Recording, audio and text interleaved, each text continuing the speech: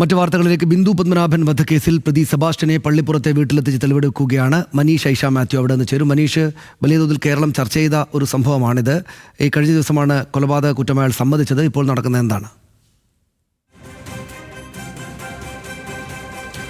സനീഷ, നിലവിൽ ഇയാളെ പള്ളിപ്പുറത്തുള്ള അയാളുടെ വീട്ടിലെത്തിച്ച് തെളിവെടുപ്പാണ് പുരോഗമിച്ചുകൊണ്ടിരിക്കുന്നത്. പ്രധാനമായും പോലീസ് ഈ ബിന്ദു പത്മനാഭനുമായി ബന്ധപ്പെട്ട് എന്തെങ്കിലും തരത്തിലുള്ള തെളിവുകളാണ് ശേഖരിക്കാൻ ശ്രമിക്കുന്നത്. പ്രത്യേകിച്ച് ഇവരുടെ മൃതദേഹം സംബന്ധിച്ച് എന്തെങ്കിലും വിവരങ്ങൾ ലഭിച്ചാൽ മാത്രമേ ഈ കേസ് നിലനിൽക്കുന്ന ഒരു സാഹചര്യമുള്ളൂ. പ്രത്യേകിച്ച് മൃതദേഹാവശേഷങ്ങൾ കണ്ടെത്തേണ്ടതായിട്ടുണ്ട്.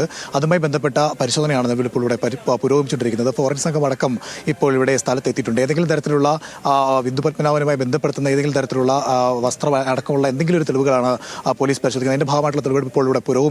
എന്തായാലും കഴിഞ്ഞ ദിവസമാണ് ഇയാളെ കസ്റ്റഡിയിൽ വാങ്ങിയത്. 7 ദിവസത്തേക്കാണ് നിലവിൽ ഇപ്പോൾ ചേർത്തല കോടതി സെബാസ്റ്റ്യനെ കസ്റ്റഡിയിൽ വിട്ടിട്ടുള്ളത്. ഈ 7 ദിവസത്തിനുള്ളിൽ തന്നെ നിർണായക തെളിവുകളിലേക്ക് എത്തിക്കുക എന്നുള്ളതാണ് ക്രൈംബ്രാഞ്ച് സംഘം ലക്ഷ്യം വെക്കുന്നത്. സനീഷ്, ശരി, നന്ദി മനീഷ് വിവരങ്ങൾക്ക്.